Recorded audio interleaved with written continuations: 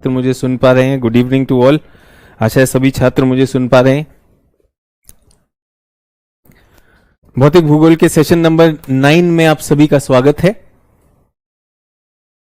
हम पृथ्वी की आंतरिक संरचना पर बात कर रहे थे और बहुत से छात्रों ने अपने शायद उत्तर भी दिए हैं। एक होमवर्क हमने दिया था कि आंतरिक संरचना में ये कैसे पता चला कि पृथ्वी के अंदर क्या है, और खासकर पृथ्वी का जो कोर है, जो कोर है, ये डबल नेचर का, डुअल नेचर का, द्वि प्रकृति है इसकी।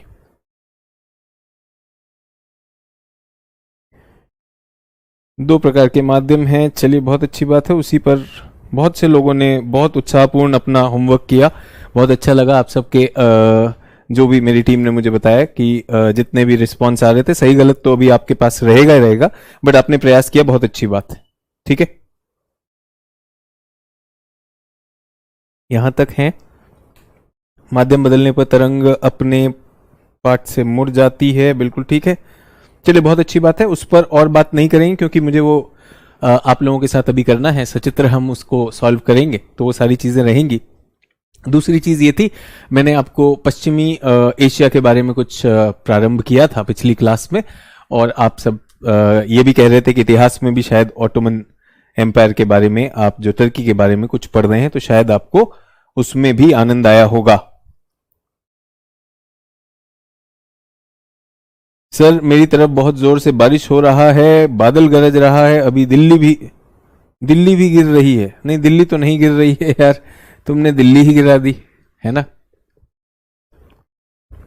दिल्ली मत गिराओ, बड़े बहुत अच्छा समय है ये, बहुत अच्छा समय है मौसम को समझने का। वो सर भूल गए, फिर हमने याद दिला दिया सर को। अच्छा, बहुत अच्छी बात है। तो आपने भी सर को याद दिला दिया और आप लोगों ने उसके बारे में बहुत कुछ सीखा।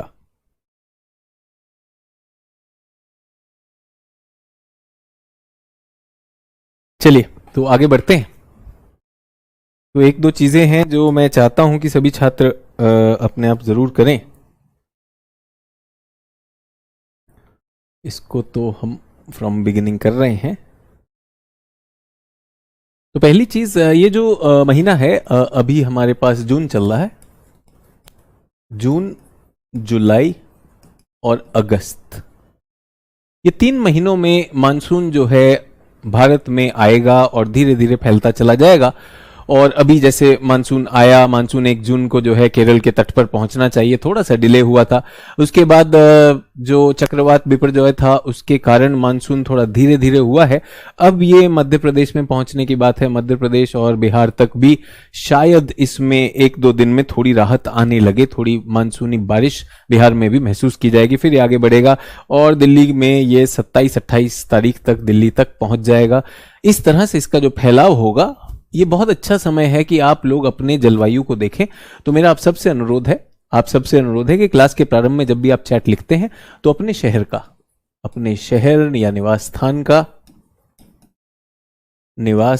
स्थान का मौसम की रिपोर्ट, वेदर रिपोर्ट अवश्य बनाएं। वेदर रिपोर्ट में क्या पैमाने ध्यान रखने हैं, और ये आप चैट में भी डाल सकते हैं। जैसे ही क्लास शुरू होती है उसी समय आप जब मेरा इंतजार कर रहे होते हैं, उसे चैट में जरूर डालिए कि आपके शहर का तापमान अधिकतम कितना रहा और न्यूनतम कितना रहा। और मैं चाहूंगा कि ये सभी लोग एक कॉपी में बनाएं ताकि उसे हम अगले 3 महीने में मॉनिटर करें कि किस प्रकार से भारत के जलवायु में और उसकी दशाओं में किस प्रकार से अंतर आए हैं। ये जब हम जलवायु सिद्धांत पढ़ेंगे तो आपको बहुत बहुत काम आने वाले हैं। सो तापमान एक मुझे चाहिए, मुझे दाब नहीं चाहिए। तापमान के अलावा आप मुझे एक तरह का और क्या देंगे? तापमान के साथ मुझे पवन बताएं। पवन कैसी है? पवन की गति व दिशा। चिंता मत करिए, जो भी आपकी वेदर रिपोर्ट आएगी, जैसे जैसे आप लिखेंगे अपने शहर की, वो मुझे दिख जाएगी और उसमें सही गलत क्या होगा वो मैं बता दूंगा। और उसके बाद आपको एक और बात बतानी है, वर्षण की मात्रा कितनी है और प्रकार कैसा। प्रकार का मतलब होता है किस प्रकार की वर्षा है, बूंदाबांदी हुई है, भारी वर्षा हुई है, और उसी के साथ कभी कभी ओलावृष्टि भी हो सकती है, तो ये सारी चीजें होनी है। और यदि कोई विशेष स्थिति आपके क्षेत्र में हुई तो वो भी लिखनी है। ठीक है, विशेष स्थिति मतलब कि मेरे यहां पर स्मॉग हो रहा है, मेरे यहां पर ये हो रहा है, ये सारी चीजें तो अभी नहीं लिखना है, अभी नहीं लिखना है। तो कितने पैमाने चाहिए मुझे? 1 2 3 4 आपके शहर के नाम के साथ। ठीक है, कल से हो जाएगा। कल क्या तारीख है? कल हमारे पास हो जाएगी 22 तारीख। सो 22 जून से शुरू करेंगे। मैं चाहूंगा कि कॉपी में इस तरह का टेबल बना लेंगे, इस तरह का टेबल बना लेंगे कि पहला तो भाई तापमान, मैक्स मिनिमम, उसके बाद दूसरा जो है पवन क्या है, उसकी दिशा, गति, तीसरा क्या है, तीसरा है वर्षण, किस प्रकार की वर्षा हो रही है, और चौथा है कोई विशेष परिस्थिति, कोई भी विशेष चीज हुई वो। तो क्या तारीख होगी? 22/6/23/6/24/6। इस प्रकार से आप डालते जाएंगे, तुलनात्मक होता जाएगा, एक पन्ना खत्म होगा तो दोबारा करना है। देखिए बहुत से लोग पता नहीं क्यों लिख रहे हैं शिल्पा सिंह जी खलीलाबाद 37 डिग्री, इसका कोई मतलब नहीं। पहली बात तो आपको ये नहीं, उत्तर ही नहीं देना 37 डिग्री, आपसे पूछा अधिकतम न्यूनतम तो 2 तापमान आएंगे। ठीक है, तो अचानक एकदम से बहुत ज्यादा सयाने बनने की जरूरत नहीं है। अभी पहले हमें चीजों को सीखना है कि सर मैं सबसे ज्यादा एकदम से मुस्तैदी से सबसे तेज, आज तक से भी ज्यादा तेज चैनल, सर यहां पे 37 डिग्री है। समझिए इसका एक कारण है, इसका एक कारण है कि बहुत सारी चीजें आपको इसमें सीखने को मिलेंगी, इसलिए कर रहा हूं। ठीक है सभी लोग मेरे साथ? तो अभी ये नहीं करेंगे, कल से करेंगे, कल से मुझे क्लास के प्रारंभ में चाहिए होगा। आगे बढ़ते हैं। तो ये हमने बात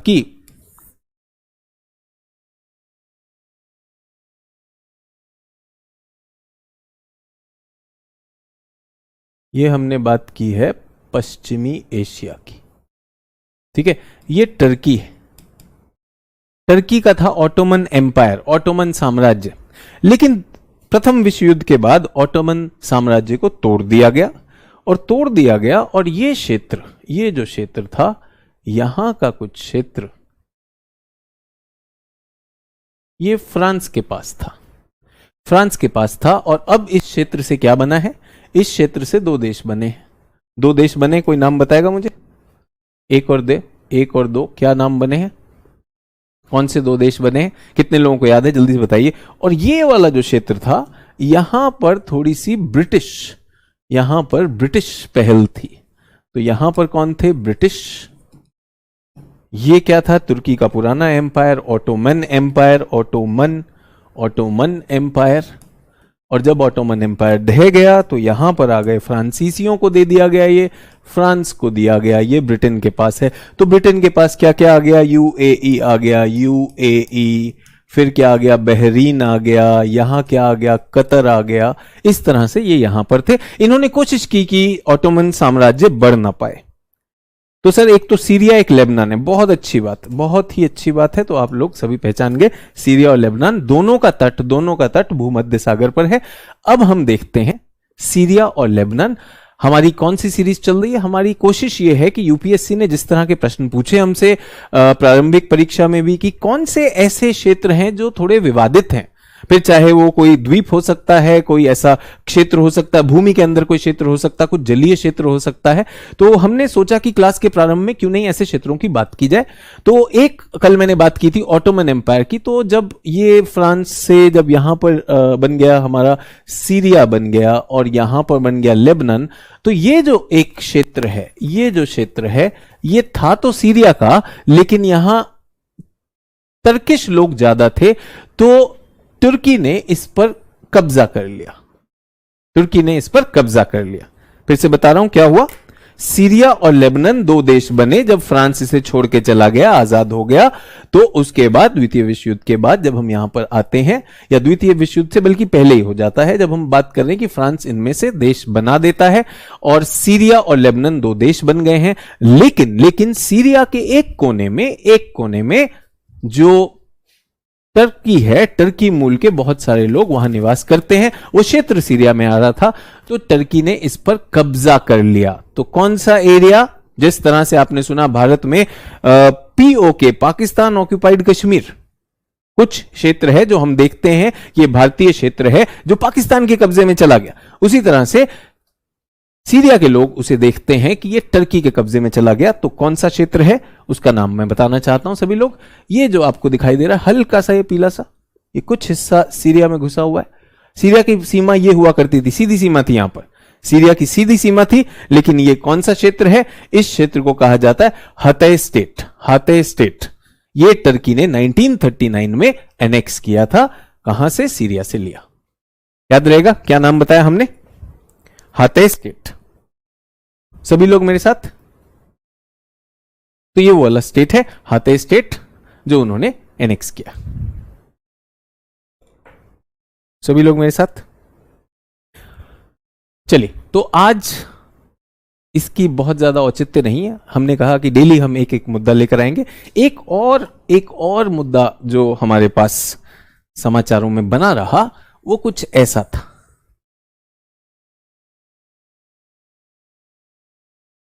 यहां एक द्वीप है, इस द्वीप में, और यहां जापान है। ये कौन सा द्वीप है? जल्दी से बताइए जो समाचारों में रहा। जल्दी बताएं। कितने लोग इस द्वीप को पहचान गए? इस द्वीप को अगर आप पहचान गए हैं तो जल्दी से नाम बताइए। ताइवान, बहुत अच्छी बात है। ताइवान, ताइवान, कुछ लोग इसे फॉर्मोसा भी कह रहे हैं। ताइवान, पुराना नाम इसका फॉर्मोसा। अच्छी बात है, जब आप परीक्षा की तैयारी करें तो ये जरूर करें।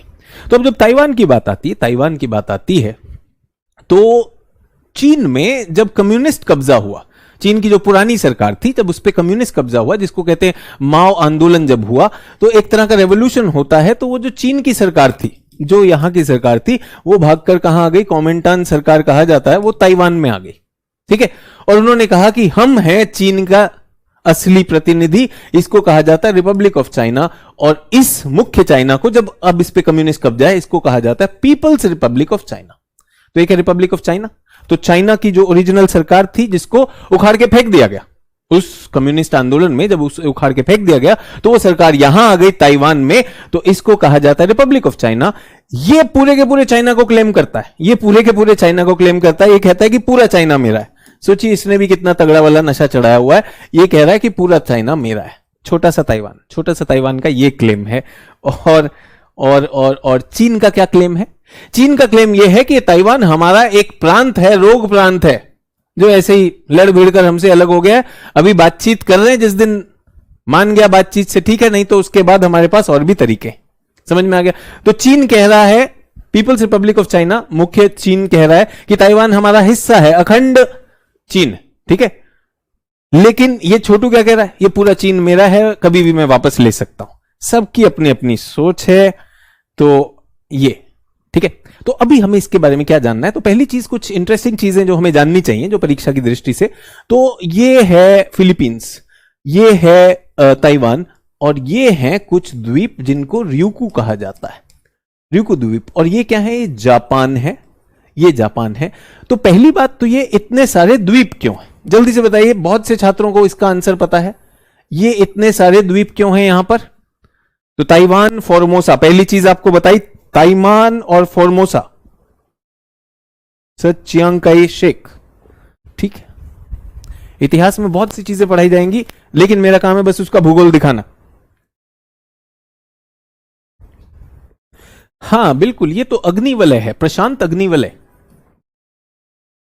प्रशांत सागरीय अग्निवलय, Pacific ring of fire, Pacific ring of fire. तो वैसे तो मैं भौतिक भूगोल में बताऊंगा कि यहां पर क्यों ऐसा हो रहा है, बट ये प्रशांत वलय जो है ये ज्वालामुखियों का क्षेत्र है। तो बहुत सारे ज्वालामुखियों का उद्गार होता है, और जब ये ज्वालामुखी सागर की सतह के ऊपर आते हैं, ऊपर पानी होता है, तो वो नीचे से धीरे धीरे जो लावा है वो ठोस होकर जब पानी की सतह के ऊपर आता है तो वो द्वीप बनते हैं। तो ये बहुत सारे द्वीप हैं।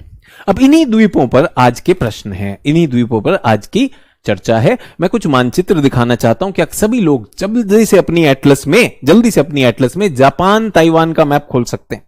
जापान दिख रहा होगा, चीन, जापान, ताइवान, जल्दी से खोलिएगा, क्योंकि हमें इसी बात में हो गए 15 मिनट, जबकि मैं चाहता हूं कि ये 10 मिनट में हो जाए, बट मुझे लग रहा है 20 मिनट लगने वाले हैं। तो टोटल 20 मिनट हम इस चीज को दे रहे हैं, थोड़ा सा रिवीजन करंट अफेयर्स से भी जोड़ रहे हैं। ठीक है, तो जल्दी से खोल लिया सभी लोगों ने। चलिए, तो बहुत इंटरेस्टिंग चीजें हमारे पास। सो ये तो हुआ सीरिया और टर्की का एक क्षेत्र जिसको सीरिया कहता है कि टर्की ने हमसे कब्जा किया। अब हम आगे जापान में, जल्दी से देखिएगा। तो बहुत अहम इंपॉर्टेंट बात यह है, हमने पहले भी बात की होगी, जापान का उत्तर वाला जो बड़े बड़े, वैसे तो जापान में बहुत सारे द्वीप हैं, तो जो उत्तर वाला द्वीप है जो याद रखना है, होकाइडो, होन्शु, शिकोकू और क्यूशु। छोटू वाला शिकोकू, इन चारों में सबसे छोटा शिकोकू। ठीक है, अच्छा चलिए, तो अब हमें इनमें कुछ विशेष चीज देखनी है। एक और ये द्वीप है होकाइडो के ऊपर, इसे कहा जाता है साखालिन द्वीप। यदि आपको याद हो, विश्व भूगोल में मैंने आपसे बताया कि रूस के तेल का भंडार यहां पर है, साखालिन द्वीप। ठीक है, चलिए, तो इसको हम थोड़ा चित्र में बनाना चाहेंगे। आप भी बनाएंगे मेरे साथ? तो हम क्या करेंगे, इस तरह का एक चित्र बनाएंगे। ये यहां पर, यहां एक द्वीप आ जाएगा, यहां एक द्वीप आएगा, ये एक द्वीप और ये भी द्वीप। ये क्या है, बनाते जाइएगा, साखालिन। ये क्या है, होकाइडो। ये क्या है, होन्शु। ये क्या है, शिकोकू। ये क्या है, क्यूशु। और इसके नीचे छोटू छोटू हम करते जाएंगे। इनका नाम क्या है, ryukyu। और यहां पर क्या आएगा, ताइवान। लिख लिया सभी लोगों ने? पहली चीज तो ये तो अहम क्षेत्र है जिसकी हम बात कर रहे हैं, साखालिन। अब हम आपको कुछ एक और चीज बताना चाहते हैं, इसका जो खास ध्यान रखना है, यहां पर ये कुछ जल संधियां हैं। ठीक है, यहां पर ये कुछ जल संधियां हैं। जल संधियों के नाम 1, 2, 3, 4। सो 1 क्या है, 1 जो जल संधि है, इसको कहते हैं टार्टरी की जल संधि। 2 को क्या कहते हैं, ले पेरू की जल संधि। अंग्रेजी में लिख लीजिए, कोई दिक्कत नहीं, ले पेरू की जल संधि। 3 को क्या कहते हैं, सुगारू की जल संधि। और 4 को क्या कहते हैं, जापान स्ट्रेट। जापान या सुशिम भी कहा जाता है, सुशिम। ठीक है, जापान का पुराना नाम सुशिम। 4 जल संधि हो गई, याद रखनी है। ये मानचित्र में फिर दिखाऊंगा और थोड़ी देर में टेस्ट भी लेंगे। ठीक है, और आपको यदि याद हो, यहां पर आता है गल्फ ऑफ बोहाई, इसके ऊपर, शांडुंग के ऊपर, यहां मेरे ख्याल से शांडुंग प्रायद्वीप है, और ये है बोहाई की खाड़ी। ये क्या है, sea of Japan. Sea of Japan भी मिल गया, ryukyu द्वीप मिल गए, ताइवान मिल गया, ryukyu और ताइवान मिल गया सभी लोगों को।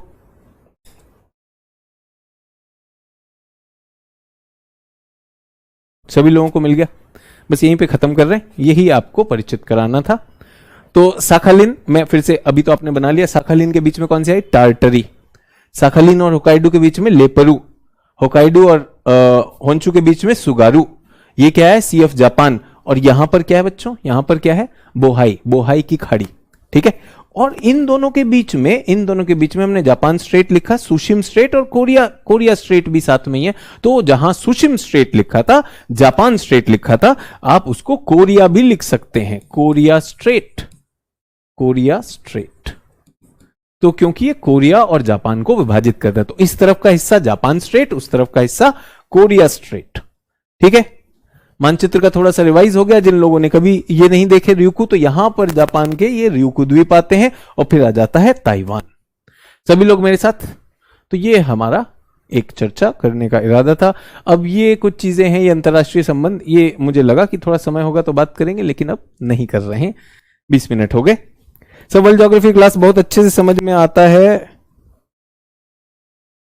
ठीक है। सर ये भी आता है लेकिन थोड़ा कम सर। तो मैंने फिर से कहा यहाँ पे सिद्धांत है बच्चों, वहां पर आप पर्यटक थे, मैं सिर्फ आपको जानकारी दे रहा था, यहां आपको सिद्धांत विकसित करने, ठीक है। सभी लोग क्लियर?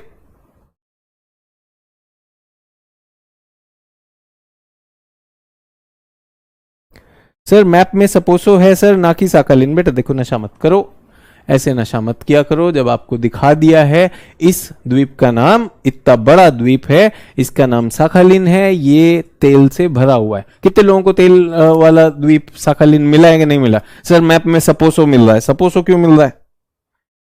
ठीक है, चलिए वापस चलते हैं।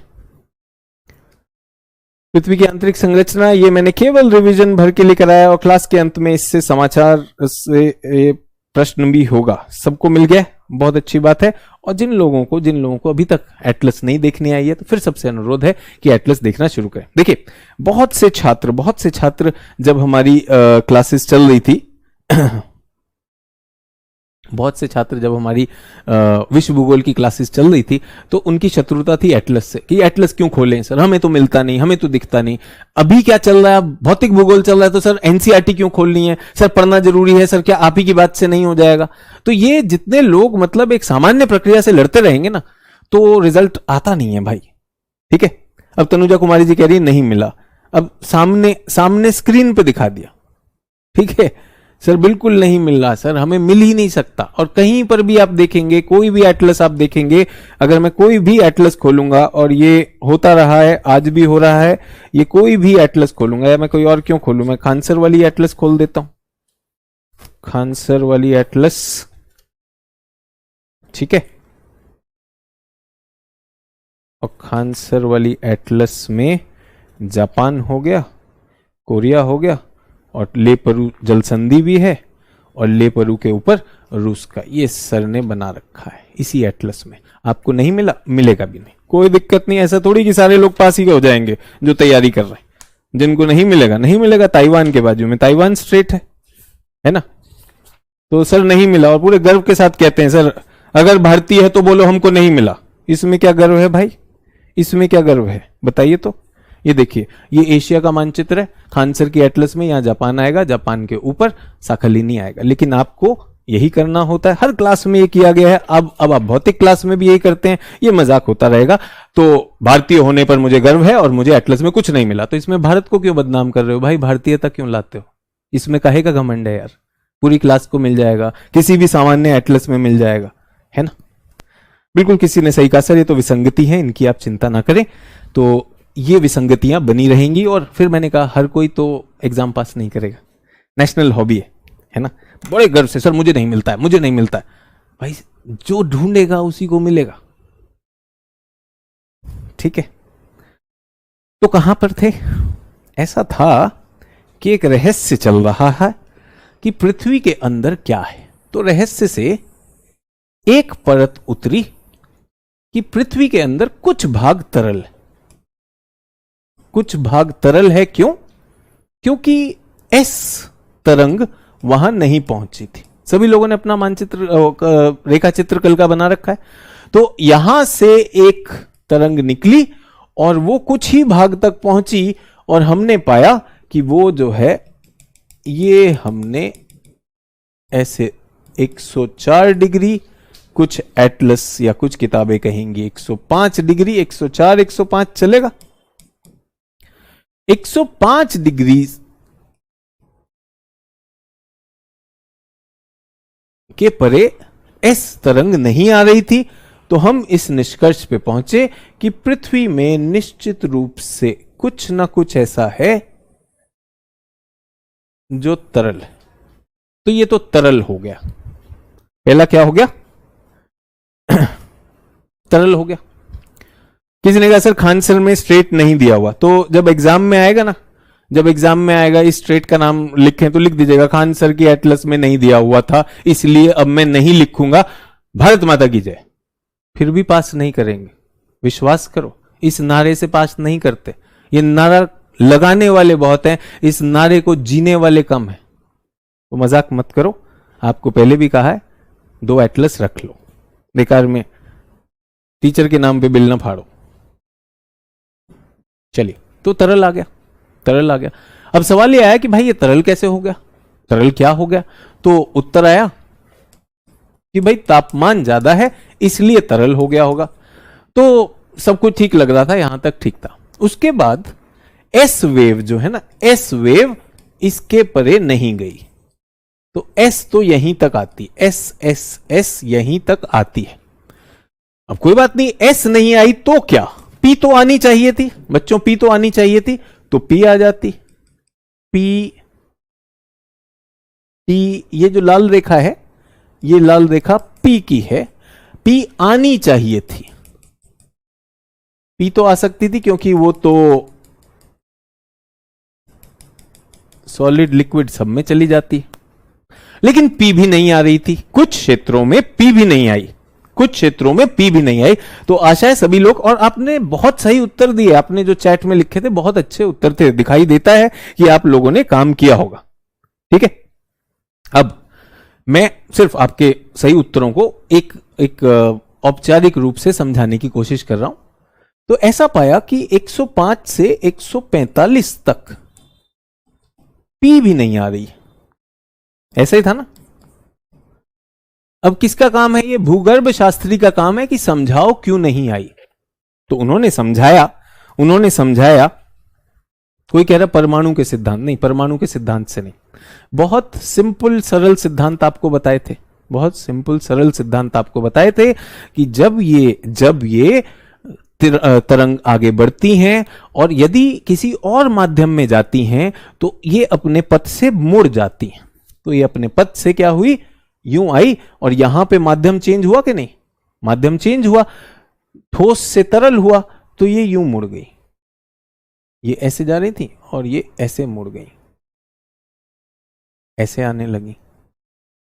ठीक है, समझ में आया, यहां पे मोड़ आ गया, सभी लोग को समझ में आया कि ये ऐसे जानी चाहिए थी लेकिन ये मुड़ गई, ऐसे मुड़ गई। जानी तो इसी दिशा में चाहिए थी लेकिन मुड़ गई, क्यों? क्योंकि माध्यम बदल गया। अच्छा सर, माध्यम तो यहां भी बदल रहा है, बिल्कुल बदलेगा, तो फिर मुड़ेंगी, फिर मुड़ेंगी और फिर मुड़ गई। तो ये जो आई, ये कुछ इस तरह से आई। तो कुछ ऐसा समीकरण बैठा कि ये अपने मोड़ आ जाने की वजह से इस क्षेत्र में पहुंच ही नहीं पाई। ये क्षेत्र क्या है, ये क्षेत्र है अधिकेंद्र से, एपिसेंटर से, अधिकेंद्र से 105 से 145 डिग्री का क्षेत्र। इसमें पी भी नहीं आई, पी नहीं आई, क्यों? क्योंकि वो मोड़ आ गए, समझ में आया? आनी तो चाहिए थी, इस तरह से आ जाती, लेकिन ऐसे जानी चाहिए थी, लेकिन ये मुड़ गई और फिर दोबारा मुड़ी। यहां तक ठीक। सबसे कम कहां मुड़ेंगी, जहां एकदम लंबत गिरी वहां और कम मुड़ेंगी, ऐसा हो गया। सभी लोग को समझ में आया? यहां तक क्लियर? तो पहले तो हमने देखा कि एस तो आई ही नहीं, एस छाया क्षेत्र तो ये पूरा का पूरा हो गया, पूरा का पूरा क्या हो गया, एस छाया। और पी छाया कौन सा हुआ, जिसमें अपना मोड़ आ जाने के कारण पी भी नहीं पहुंच पाई, तो ये पी छाया। ठीक है, अगर मैं आपसे पूछूं वो कौन सा क्षेत्र है जो दोनों नहीं पहुंचती, वो भी यही है, दोनों नहीं पहुंचती वो भी यही है, कंप्लीट शैडो एरिया। ठीक है, तो बहुत से लोगों ने ये कहा, यहां तक ठीक था। तो यहां तक हमारे भूगर्भ शास्त्रियों को पूरे नंबर मिल गए। तो उन्होंने कहा देखिए, पृथ्वी की जो सतह है ये एक परपटी है, परपटी या भूपृष्ठ कहते हैं इसे। उसके बाद हमारा क्या है, मेंटल और उसके बाद है कोर। तो हमारे पास क्या आए, 3 सतह आ गई। ठीक है, यहां तक आ गए, यहां तक आ गए। अभी एक और चीज आने वाली, एक और चीज आने वाली। सभी लोग ध्यान दीजिएगा। अभी तक जो हमने प्रॉपर्टीज देखी थी, तरंगों की जो प्रॉपर्टीज थी, चारित्रिक विशेषताएं थी, उन्होंने हमारी मदद की समझने के लिए कि पृथ्वी का आंतरिक संरचना ठोस नहीं है, बल्कि अपितु उसमें अलग अलग स्तर है। ठीक है, एक और चीज है जो हमें बाद में पता चली, पहले तो हम यहां करके मुक्त हो गए थे। ठीक है, अब एक बात बताइए कि डिस्टेंस, दूरी को अगर गति से भाग किया जाए तो क्या आता है? कितने लोग मुझे बताएंगे? जल्दी से बताइए।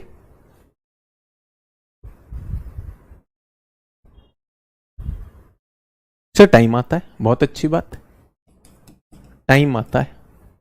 ठीक है, तो एक बात बताइए सभी छात्र, क्या आपने सुना है कि पी वेव सबसे तेज चलती है, लगभग 8 किलोमीटर पर सेकंड पे चलती है।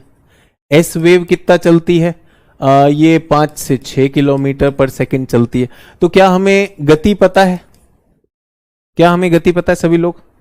क्या हमें गति पता है? औसत गति हमें, मतलब हमें नहीं, भूगर्भ शास्त्रियों को गति पता है? ठीक है, क्या उनको पृथ्वी का व्यास भी पता है? व्यास भी पता है, अर्धव्यास भी पता है, दूरी भी पता है। तो उनके पास दूरी भी है, डिस्टेंस भी है, दूरी भी है। ठीक है, सभी लोग मेरे साथ। तो अगर मुझे, ध्यान दीजिएगा, अगर मुझे दूरी पता है, सभी लोग ध्यान दीजिएगा, अभी कुछ लिखना नहीं है, अब इस पर सोच के बताइएगा। मुझे ये तो पता चल गया कि अंदर जो है एक तरल क्षेत्र है, वो मैंने मान लिया। अगर मेरा यहां पर भूकंप आता है, ये उसका उद्गम क्षेत्र है, और भूकंप की तरंग ऐसे आती है और फिर वो मुड़ जाती है और फिर वो दोबारा मुड़ जाती है, एक्स वाई जेड मुझे पता है, एक्स भी पता है मुझे, वाई भी पता है, जेड भी पता है, मैं टिक मार रहा हूं, और इनकी गति भी पता है मुझे, गति भी पता है, और निश्चित रूप से पी वेव ही होगी ना, पी वेव की गति भी पता है। तो क्या मैं टाइम निकाल सकता हूं, हां या ना, यस या नो? क्या मैं टाइम निकाल सकता हूं कि यहां पर कितने बजे ये भूकंप आने के बाद अगर ये T0 है तो TA कितना होगा, निकाल सकता हूं या नहीं निकाल सकता हूं? बहुत अच्छी बात है, बहुत समझदार बच्चे। क्या मैं TB भी निकाल सकता हूं कि नहीं बच्चों? क्या मैं TC भी निकाल सकता हूं? है ना, TC थोड़ा सा ऐसे निकालते हैं, इतना ही आ रहा है, TC TD निकाल सकता हूं कि नहीं? यहां पर कौन सी आएंगी? S आएंगी, PB आ जाएगी, PB आएगी, S भी आएगी, लेकिन यहां पर कौन सी आएगी? केवल P आएगी। सभी लोग मेरे साथ, कुछ कठिन तो नहीं बताया मैंने? बहुत अच्छी बात है सर ये X करिएगा, Y करिएगा, Z करिएगा, अलग अलग गति है, उस पर डिवाइड करके T निकाल दीजिए। ठीक है, तो ऐसा हुआ कि हमारी एक भूगर्भ शास्त्री इसका अध्ययन कर रही थी, और उन्होंने पाया कि भाई TD तो सही आया, TC सही आया, लेकिन यहां पर जो तरंग आई ये जल्दी आ गई, और TA जो उन्होंने नापा था जल्दी आ गई, यहां सामान्य आई थी। अब वो समस्या में है, सबने अपना अपना T की तुलना कर लिया। T क्या है, भाई दूरी देख ली और गति देख ली, जो भी तरंग आई, अगर S आई तो S की गति ले ली, P आई तो P की ले ली, जो लेना है ले लिया, सब कुछ है। तो ये उन्होंने जो गणितीय जो उन्होंने नापा, जो भी उन्होंने आकलन किया, तो उनके हिसाब से आनी चाहिए थी TA और TB पर, लेकिन जल्दी आ गई। ठीक है, अब उन्होंने पाया तो उन्होंने कहा भाई मेरी तो कैलकुलेशन में गलती आ रही। उन्होंने अपने मित्रों से बात की, सबने कहा हाँ ये तो आता है, ये तो हमेशा आता है यार, थोड़ी बहुत तो गलती हो जाती है, इतना गणितीय गलती चलती है। उन्होंने कहा ठीक है। लेकिन फिर किसी और देश के कभी भूगर्भ शास्त्रियों की बैठक हुई, उसमें भी सबने कहा कि भाई ये जल्दी आ रही है। तो उनको जो है थोड़ा शक हुआ कि भाई कुछ तो गड़बड़ है। जब सब लोगों की जल्दी आ रही है तो मुझे सोचना चाहिए जल्दी क्यों आ रही है। और तब उन्हें याद आया एक तरंगों का सिद्धांत कि तरंगें अधिक घनत्व के क्षेत्र में तेज गति से चलती हैं। देखिए, उनको कोई यूपीएससी नहीं देना था, उनका कोई ये रोना नहीं था कि सर मुझे एटलस में कुछ नहीं मिल रहा है। ये लोग अपनी सोच बड़े जागरूक होकर अपना काम कर रहे हैं, अपना शोध कर रहे हैं। और इस शोध में उन्हें लगा कि भाई कहीं पर ये जल्दी आने का मतलब कहीं पर ये तेज हो जाती हैं, तो कहीं ना कहीं पे घनत्व अधिक होगा। तो उन्होंने कहा हो ना हो यहां पर कुछ ठोस होगा, क्योंकि ठोस का ही तो घनत्व अधिक होता है कि नहीं। ये तरल है। कोर की बात हो रही है। जब उन्होंने अपने सहकर्मियों को, शोधकर्ताओं को बताया कि मेरा मानना है कि हमारा कोर पूरा का पूरा तरल नहीं है, अपितु इसके केंद्र में, इसके सेंटर में जरूर कुछ ना कुछ ऐसा है जिसका घनत्व ज्यादा होगा। तब अगर इसको हम ठोस मान लें तो जो हमारा टाइम का कैलकुलेशन एकदम सही आता है। समझ में आया? तो किसी ने कहा सर कोर में सॉलिड हाउ, नेमत फरहीन ये पूछ रही हैं। तो इसी तरह से बहुत से उनके साथ के शोधकारों ने कहा कोर में सॉलिड, पगला गई हो क्या, ऐसे थोड़ी होता है। बाद में इनको इस सोच के लिए, डबल कोर की सोच के लिए इनाम मिले, नोबेल तक की बात हो रही थी। समझ में आ रहा है? तो उन्होंने कहा देखो भाई, पहले तो मेरी बात सुनो कि अगर हम इसे ठोस मान लें तो क्या हमारी कैलकुलेशन सही आती है। तो सबने चेक किया, उन्होंने कहा हाँ, अगर अंदर ठोस मान लो तो वो जो जल्दी आ रही थी तरंगे वो जायज हो जाएंगी, क्योंकि बीच में कहीं तेज हो गई। क्योंकि क्या सिद्धांत है, भूकंपीय तरंगे जब अधिक घनत्व के क्षेत्र में जाती हैं तो वो तेज हो जाती हैं, कम घनत्व में धीरे हो जाती हैं। अब उन्होंने कहा कि भाई ये अगर मान ले, अब ये बताओ कि ये ठोस हो कैसे सकता है, क्योंकि ये तो बहुत ज्यादा गर्म है। अगर मैं तापमान देखूं, टेम्परेचर ए, टेम्परेचर बी, टेम्परेचर सी, कौन सा सबसे ज्यादा है? सर टेम्परेचर सी सबसे ज्यादा है। आपने सुना होगा पृथ्वी के केंद्र में लगभग तापमान कितना हो जाता है? 6000 डिग्री सेल्सियस। 5500 से 6000 डिग्री सेल्सियस तक का तापमान है। तो भाई अगर अंदर सबसे ज्यादा गर्म है तो अंदर सबसे ज्यादा तरल होना चाहिए। सही बात है कि नहीं? तो उन्होंने कहा बिल्कुल ठीक है, लेकिन अगर मैं आपको बता दूं किसी भी पदार्थ का सॉलिड, लिक्विड या गैस कौन चीज तय करती है? तापमान तो तय करती है, लेकिन क्या दबाव भी तय कर सकता है कि नहीं? जल्दी से बताइए। तापमान तो कर सकता है। मान लीजिए मैंने बर्फ ली, बर्फ का तापमान बढ़ाया तो क्या हो जाएगा? ये पानी हो जाएगा, और तापमान बढ़ाया तो ये वाष्प हो जाएगा। है कि नहीं? मानते हैं? बिल्कुल अच्छी बात है, मैं भी मानता हूं। लेकिन मैंने तो यह भी देखा है कि मीथेन को अगर उसका दाब बढ़ा दो तो मीथेन जो है एलपीजी बन जाएगी, एलएनजी बन जाएगी, और ब्यूटेन C3C4 एलपीजी बन जाएगी। तो क्या बच्चों तापमान घनत्व को तो प्रभावित करता है, क्या दाब भी घनत्व को प्रभावित कर सकता है? अधिक दाब से किसी क्षेत्र का घनत्व बढ़ाया जा सकता है कि नहीं? बढ़ाया जा सकता है। ठीक है, तो जैसा मैं अक्सर उदाहरण देता हूं कि सुबह मैंने दूध पिया और दोपहर में मैंने रोटी के साथ सब्जी खाई, तो मेरा शरीर जो बना वो किससे बना? दूध से बना या रोटी या सब्जी से? भाई दोनों से बना। सुबह दूध लिया था, उसके बाद रोटी सब्जी खाई तो उससे बना। तो कहीं का भी जो उसका भौतिक स्टेट है, सॉलिड, लिक्विड, गैस, तापमान पे तो निर्भर करता ही है, लेकिन दाब पर भी निर्भर करता है। तो यहां तक तो भाई तापमान की वजह से तरल हो गए। तापमान बढ़ रहा था तो तरल हो गए, लेकिन यहां पर तापमान के बावजूद भी दाब इतना ज्यादा हो गया, इतना ज्यादा हो गया, ऊपरी परतों का दाब इतना ज्यादा था कि बहुत गर्म होने के बावजूद भी हम ठोस हो गए। जैसे ही उन्होंने ये बात खत्म की, सबने सोचा और सबने ताली बजाई कि भाई ये बहुत सही सोचे हो।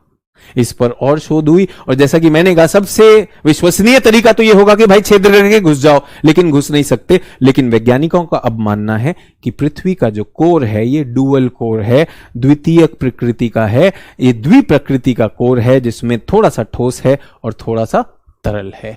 तरल किस लिए है? क्योंकि तापमान बढ़ रहा था।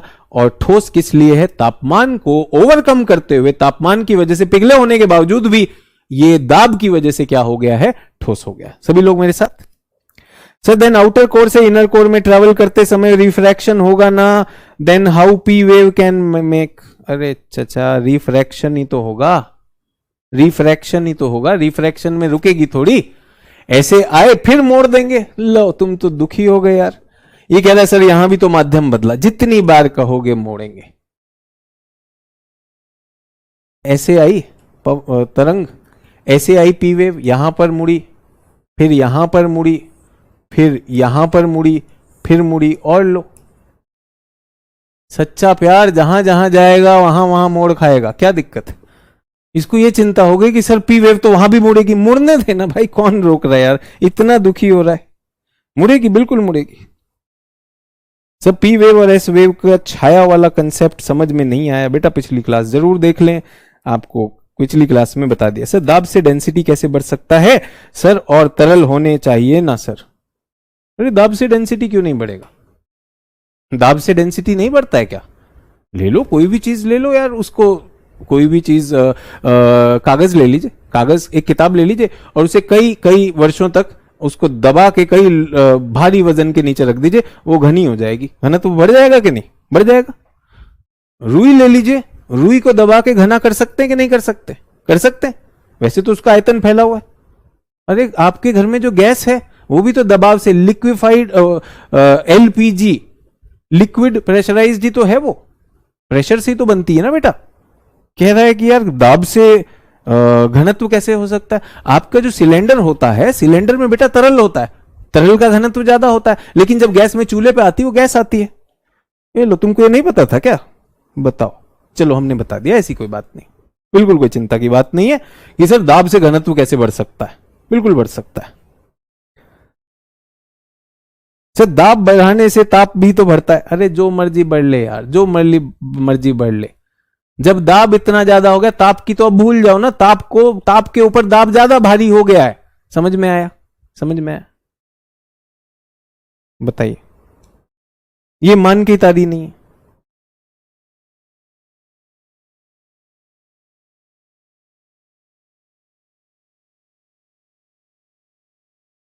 सर इनर कोर फिर लिक्विड क्यों है? बेटा नशा मत करो Ankit Yadav. Inner core solid है, ठोस लिखा हुआ है, आंतरिक ठोस है, ये तरल है। बाह्य कोर तरल है क्योंकि यहां पर ताप है। ठीक है। अब ये वो वाले हो जाते हैं जो लोग एग्जाम पास नहीं करना चाहते। किसी ने बहुत अच्छा दिया, सर बेड में गद्दा हो जाता है, गद्दा धीरे धीरे वो हो जाता है कि नहीं? ठीक है। शिबू जी कह रहे हैं कि शैडो जोन बताएं। डांट क्यों रहे हो? पिछली बार भी तो बताए थे। ये अभी बताए थे कि नहीं बताए थे? इस वीडियो को देख लेना भाई, ऐसा गुस्सा क्यों कर रहे हो? ये शैडो जोन ही तो बता रहे थे, शैडो ही तो बनाया। यहां पे लिखा है एस छाया क्षेत्र, ये लिखा पी छाया क्षेत्र, बताया तो। लो ऐसे डांट रहे हैं यार। ठीक है। एक लड़का है, उसके सारे निर्णय वो अपनी माताजी से पूछकर लेता है। जीवन के सारे निर्णय अपनी माताजी से पूछकर लेता है कि मुझे कौन से कपड़े पहनने चाहिए, क्या खाना खाना चाहिए, मुझे विज्ञान पढ़ना चाहिए, करना चाहिए, सब कुछ, कैसे मित्र होने चाहिए, सब कुछ। बिकॉज उसे अपनी माता पर विश्वास है, सब कुछ मम्मी की बात करता है। बट क्या मम्मी पापा से बात करती हैं कि नहीं करती हैं? मम्मी पिताजी से बात करती हैं, लेकिन वो पिताजी से निर्देश नहीं लेता। इसका मतलब ये तो नहीं कि पिताजी एक फैक्टर नहीं है उसके जीवन में। कुछ ऐसी भी चीजें हैं जो मम्मी जो है पापा से पूछ के करती होंगी कि चलो बेटा ऐसे करो, ये अच्छा रहेगा, है कि नहीं? एक दिन अचानक ऐसा आता है कि ये कह रहा है कि मैं घर छोड़कर मैं जा रहा हूं शादी करने। मम्मी ने मना किया, मम्मी ने कहा नहीं, ध्यान दो बेटा, पढ़ाई करो, यूपीएससी करो। नहीं, मैं बस अब मुझे मिल गई है, अब मैं घर छोड़कर जा रहा हूं। तो यहां पर पिताजी जो है लठ लेकर खड़े हो गए, है कि नहीं? अब बताइए कारक कौन है इसको रोकने का? पिताजी। सर लेकिन ये तो पिताजी से तो पूछ के कुछ करता ही नहीं था, ये तो मम्मी से ही करता था, तो पिताजी कैसे रोक सकते हैं? ट्राई कर लो, लाठी रोकेगी। फिर लाठी मम्मी के पास हो पापा के पास हो, क्या फर्क पड़ता है? तो पृथ्वी में एक कारक है तापमान। तापमान की वजह से सब कुछ कोर में तरल हो गया। लेकिन तापमान के ऊपर एक और कारक आया जो क्या बना? दाब का कारक। तो क्या दूसरा कारक नहीं हो सकता? मान के ही राजी नहीं भाई, लड़ाई चल रही है क्लास में, मास्टर से लड़ रहे हैं कि क्यों ऐसे कैसे हो गया भाई, मार क्यों रहे हो भाई? जरा छाया क्षेत्र बता दीजिए जरा, चलिए लगे हाथ, ये तो हमको समझ में आएगा नहीं। अरे भाई क्यों? दो कारक हैं, उदाहरण दे दिया यार। दो कारक नहीं हो सकते क्या? एक कारक ज्यादा उसमें अग्रणी भूमिका निभा रहा है कोर में, क्योंकि ऊपरी सतहों का लेयर इतना भारी हो चुका है, इस वजह से वो भारी हो गया। मानेगा नहीं भाई साहब, पकड़ के रखेगा कि क्लास को आगे बढ़ने नहीं देना है। सर हमको ताइवान नहीं मिल रहा, जब तक ताइवान नहीं ढूंढवाइएगा हमको रोना आएगा, हम फीस दिए हमको ताइवान नहीं बताइएगा। कैसे होगा सर? हमारा एटलस जो है आंख नहीं खुल पा रही है सर, बताइए। तो तापमान की वजह से चट्टानें पिघल गई, बिल्कुल सही सोच है। आपको अगर लग रहा है कि पृथ्वी के अंदर क्यों तरल होता जा रहा है, इसलिए हो रहा है। लेकिन पृथ्वी के केंद्र में एक विशेष परिस्थिति आ गई। ताप तो था ही, ताप जनित कारणों से तरल होना चाहिए था। It should have been liquid because of the temperature. However the overlying pressure was so high, ऊपरी सतहों का दाब इतना अधिक था कि वो अपनी प्राकृतिक मूल परिस्थिति में ना होकर और घना होकर, सघन होकर सॉलिड हो गया। ठीक है, समझ में आया? वो बोला प्रेशर इज इक्वल टू पापा जी। मुझे नहीं पता पापा या मम्मी, बेटा लाठी जरूर है। प्रेशर, कई चीजें लाठी से बतानी पड़ती है मुस्कुराकर, है ना? आगे बढ़े, चलिए। तो आप सबसे अनुरोध है कि बहुत सहजता से हमने बात की है, भूकंपीय गतिविधियों की हमने बात की है। हमने बात की पी तरंग, एस तरंग, ये पिछली क्लास में बात हुई है। ये दोनों अलग अलग तरंगे हैं। इनफैक्ट ऐसा हुआ कि इन्हीं तरंगों की वजह से, वैसे तो सोच ये थी कि पूरी की पूरी पृथ्वी अंदर तक समान होगी, साम्य होगा, पूरी साम्यता होगी। लेकिन इनके अलग अलग बर्ताव की वजह से भूगर्भ शास्त्रियों ने, जो कि सोच में बहुत पैने थे, धारदार थे, उन्होंने बहुत सारी नई नई चीजें खोज कर निकाली और उन्होंने पाया कि ये जो पी वेव हैं जो इस तरह से चलती हैं और एस वेव जो हैं ये अलग अलग व्यवहार करेंगी। ये कहीं पर जाकर परावर्तित हो जाएंगी, टकरा के लौट आएंगी। जैसे एस वेव टकरा के लौट आई, और पी वेव क्या है? टकराएगी, लौटेगी तो नहीं लेकिन मुड़ जाएगी। तो मुड़ेगी का मतलब यह है कि वहां पर कुछ ना कुछ घनत्व बदला होगा, माध्यम बदला होगा। अगर माध्यम सेम होता, अगर पृथ्वी के अंदर पूरा का पूरा आंतरिक संरचना एकदम साम्य होती, सिमिलर होती, तो कहीं पर कोई मोड़ नहीं आता। अब जो मोड़ आए तो उसको समझाने के लिए उन्होंने ये चित्र बना दिए, जो एनसीईआरटी में भी, कि भाई ये एस वेव जो है ना, इस रेखा के आगे नहीं जाएगी, ये एक तरह की लक्ष्मण रेखा है। क्यों? क्योंकि यहां पर तरल आ गया। तो ये जो है हमारे पास ये जानकारी मिल गई, और इस तरह से हमने यहां पर, जहां पर एस तरंग अब नहीं आ सकती, क्यों नहीं आ सकती? क्योंकि मार्ग में व्यवधान आ गया। ठीक है, तो इसका मतलब अर्थ का परत तरंग से पता चला। अरे बिल्कुल मोक्ष पा लिए बेटा, बिल्कुल सही पता किए। इतने दिन से बता रहे हैं कि तरंगों से पता चला। होता क्या है कि मास्टर और किताबें क्या पढ़ाती हैं? देखो, पृथ्वी के 3 परत हैं और इन परतों में ये इनके गुण हैं और सारी चीज हम लिख लेते हैं। हम ये नहीं देखते कि भाई ये किताब बाद में लिखी गई, उसका एक्सप्लोरेशन, उस रहस्य का उद्घाटन पहले किसी ने किया होगा। तो मेरे पढ़ाने में मैं पहले रहस्य उद्घाटन करता हूं कि भाई मैं एक भूगर्भ शास्त्री हूं जो इस चुनौती को देख रहा हूं कि तरंगे थोड़ी जल्दी आ रही हैं, थोड़ी लेट आ रही हैं, यहां नहीं आ रही हैं, और वो जो है भूकंप रेखी जो यंत्र है उस पर ये है। तो उन्होंने उससे क्या क्या आकलन निकाला मैं वैसे पढ़ा रहा हूं। तो तभी अच्छा, यानी परत पहले नहीं थी, वो तो हमें पता चला। बिल्कुल यही तो है, पता चला। वरना तो ऐसा लगता है कि एनसीईआरटी ना हो गया ब्रह्मा जी हो गए, इन्हें सब पता था। अरे एनसीईआरटी लिखे जाने से पहले शोध हुआ कि नहीं हुआ? सर एक ही बार में दोनों तरंगे जनरेट होंगी, ये देखो एक ही बार में दोनों तरंगे जनरेट होंगी। देखो यार, जिस दिन आपने उनके सामने प्रस्ताव रखा और उन्होंने मना कर दिया, तो एक ही बार में खुशी और गम नहीं होगा। पहले गम होगा कि मना कर रही है, फिर थोड़ी देर बाद खुशी होगी, कोई बात नहीं, इसके चक्कर में पड़ता तो यूपीएससी की तैयारी ना कर पाता। समझ रहे हैं? सर दोनों एक ही साथ होंगी क्या? बताया तो था बच्चे, पहले जब भूकंप आता है तो किरणें चलती हैं, ये तेज होती है इसलिए ये पहले पहुंचती है, ये धीरे होती है इसलिए बाद में पहुंचती है। दोनों की गति का अंतर है, और दोनों क्या है? दोनों एक तरह की ऊर्जा है जो बाहर की ओर फैल रही है। समझ में आया? सर दोनों एक साथ जाएंगे या एक के बाद एक आएंगे, या ऐसे चल रहा है, रिले चल रही, ले भाई तू पकड़ और दौड़, ऐसा थोड़ी हो रहा है। तरंग है, ऊर्जा ही है ना। सर अगर दाब ना होता, तुम होती तो ऐसा होता, तुम होती तो वैसा होता, पृथ्वी में अगर दाब ना होता तो कैसा होता? मजाक बंद करें, काम करें मजे से। फिर बोलेगा बात करता है, बात नहीं करता हूं, सोच खोल रहा हूं, क्योंकि प्रश्न ऐसे बहुत से आएंगे। वहां भी आपसे इसी प्रकार के, यूपीएससी के लिए पढ़ा रहा हूं ना, स्टेट पीसीएस या एसएससी के लिए तो नहीं करवा रहा हूं कि 3 बिंदु लिखवा दिए, पी तरंगों के 3 बिंदु लिखो, एस तरंगों के 3 बिंदु लिखो, कोर के 3 बिंदु लिखो, और मेंटल के 3 बिंदु लिखो, हो गया। सोच सोच सोच आई है, और अच्छी बात है आप ये सवाल कर रहे हैं है ना। सर प्लीज ये डायग्राम समझा दीजिए। ये कह रहे हैं कि ये डायग्राम समझा दीजिए क्योंकि ये एनसीईआरटी में है। ये भाई हम तो बना दिए यार, तुम कह रहे हो समझा दो। हम ही तो बनाए थे, ये बनाए थे तब नहीं बना रहे थे क्या? बोल रहे सर ये समझा दो, ये समझा दो। हम ही तो बनाए थे भाई अभी।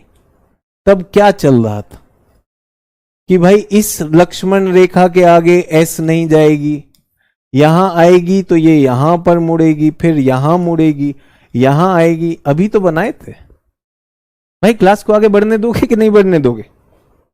पी का छाया जोन का कारण क्या है ये बताए तो थे चचा। अभी मोड़ आता है, मोड़, दोनों तरफ मोड़ आता है। मेरे ख्याल से कुछ बच्चे जो है क्लास को लेट ज्वाइन करेंगे तो वो शायद पिछले का प्रश्न कर रहे हैं। क्लास को सुन लीजिए, सबका कारण लिखवाया वहां पर, ठीक है। हो सकता है कि आपका समय और मेरा समय कोऑर्डिनेट ना कर रहा हो। याद है अभी एक विसंगति हुई कि पहले किरण आ जाती है, तो आपका प्रश्न शायद लेट आया है, टॉपिक शायद पहले आ गया था। सभी लोग मेरे साथ चलिए आगे बढ़ते हैं।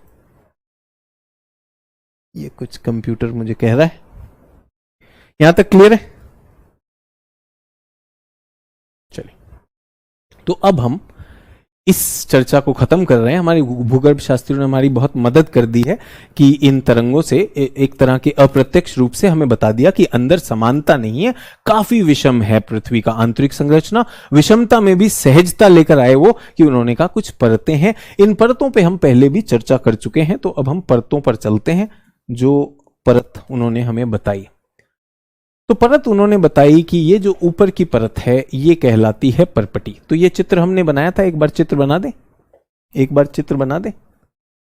जो ऊपर की परत है सबसे पतली परत वो परपटी कहलाती है। उसके बाद मेंटल, उसके बाद कोर, ये कोर है बाहरी कोर, और ये केंद्रीय कोर, बाहरी कोर केंद्रीय कोर। तो इसको पहले हम चित्र में बना लेते हैं।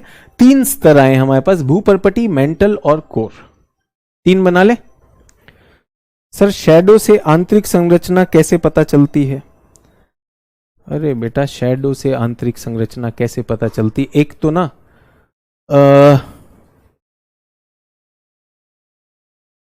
जब इसके आगे एस वेव नहीं आएगी, जिसने ये पूछा शैडो से कैसे पता चलती है, जब इस बिंदु के आगे इस पूरे क्षेत्र में एस वेव नहीं आएगी तो इसका क्या मतलब है ये बताओ। एस वेव का नहीं आना किस चीज का सूचक है? जिस भी मैडम ने ये सवाल पूछा सर शैडो से वो कैसे पता चलेगा सर आंतरिक संरचना, एस वेव का नहीं आना क्या बताता है? जो लोग सीरियस हैं वो जवाब देंगे। मैंने कहा ना ये क्लास हाईजैक कर लेंगे जो लोग नॉन सीरियस हैं। एस वेव क्या किस चीज का परिचायक है बच्चों? किस चीज का परिचायक है सर? एस वेव तरल का परिचायक है। तरल तरल तरल तरल सब लोग लिख रहे हैं तरल। तो बेटा ये कैसे पता चला कि पृथ्वी के अंदर तरल है? इस शैडो से, क्योंकि यहां पर एस नहीं आया।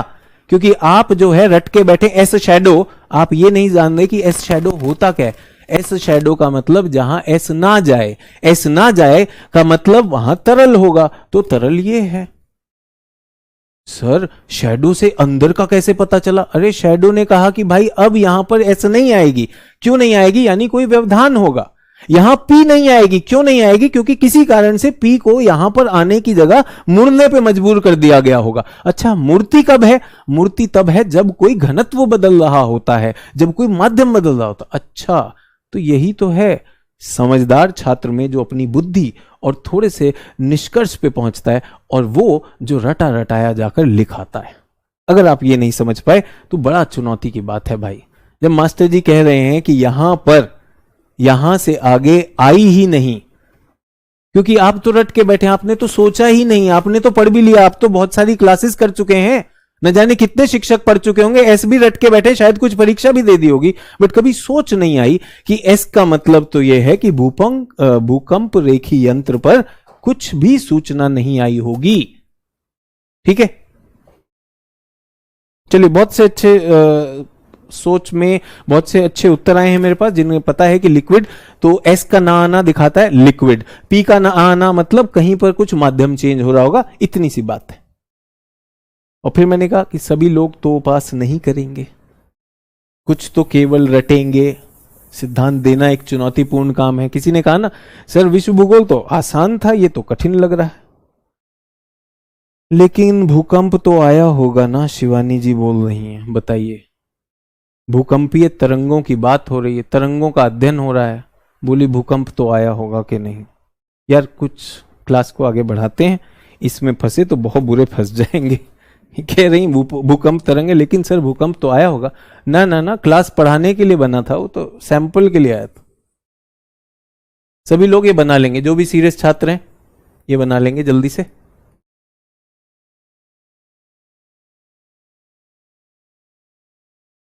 तीन स्तर बनेंगे, इसको हमने क्या कहा?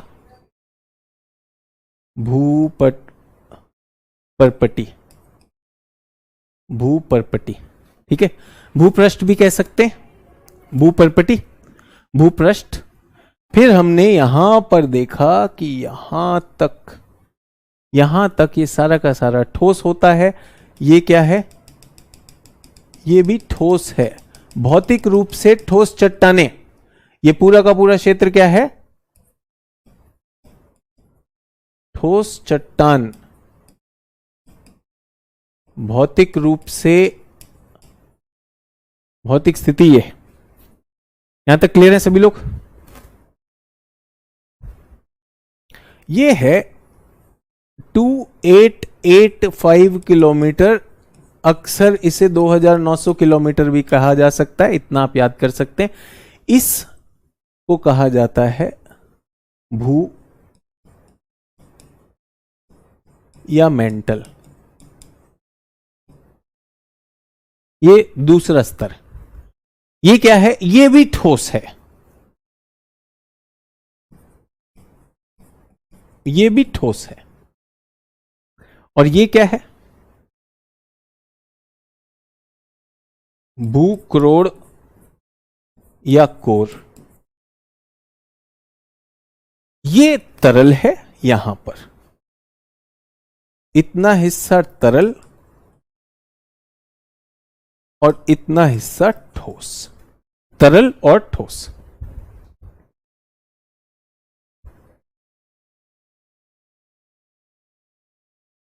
5155 7400 लिख दूं? 7,400 लिख दूं, कोई दिक्कत? कुछ लोग 7,378, 71 कुछ भी लिखना चाहें, 7,400 किलोमीटर। सभी लोग क्लियर है? तापमान क्या है यहां पर? तापमान कितना है जल्दी से बताइए? 6,000 डिग्री सेल्सियस। जैसे जैसे मैं अंदर जाता हूं, जैसे जैसे मैं पृथ्वी के अंदर जाता हूं, तापमान बढ़ता है और घनत्व भी बढ़ता जाता है। तापमान क्यों बढ़ रहा है? तापमान के कारण आपने देखे थे, अंदर जो है रेसिडुअल हीट है, पुरानी हीट है, ठीक है, 6370, 6371 जो लिखना है, और एवरेज लिख दूं अराउंड 7,400 चलेगा, कोई लड़ाई तो नहीं है, ठीक है। ये तरल था और ये ठोस था, तो इसको कहा गया बाह्य कोर,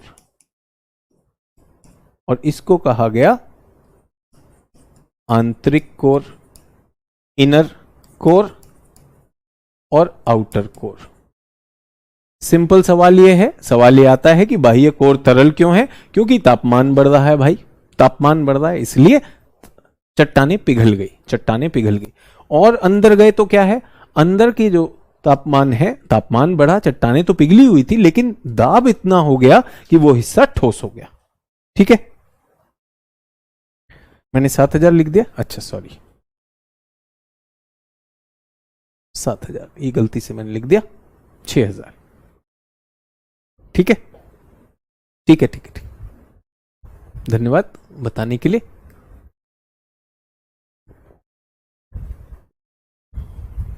भौतिक स्थिति सबको समझ में आ गई? ये कहां से पता चला हमें? भूकंप तरंगों से पता चला, भूकंपीय तरंगों से हमें यह पता चला, भूकंपीय तरंगों से हमें यह पता चला। अब हम इसकी रासायनिक बनावट पर जाते हैं। अब हम किस पर जाने वाले हैं? इसकी रासायनिक बनावट पर जाएंगे। ये सागरीय है, सागरीय, और ये क्या है? महाद्वीप है। आप यहां भी खड़े हो सकते हैं, आप नाव में भी बैठ सकते हैं, सबके नीचे है, ठीक है। तो 6371 सकल तो हाँ दुखी मत हो, 7 लिख दिया था गलती से, 6 हो गया, ठीक है। पूजा सिंह जी कह रहे मेरा कमेंट नहीं देखते। पूजा जी देख लिया, खुश हैं, खुश रहिए, ठीक है।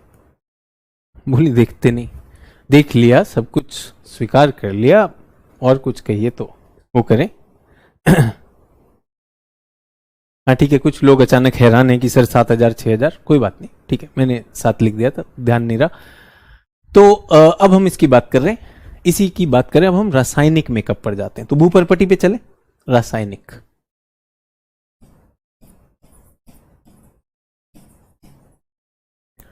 तो रासायनिक में पाया गया कि सबसे हल्का, भूपरपटी जो है ये सबसे हल्का पदार्थ है, हल्का पदार्थ। तो इसमें जनरली सिलिकेट मिले, सिलिकेट खनिज।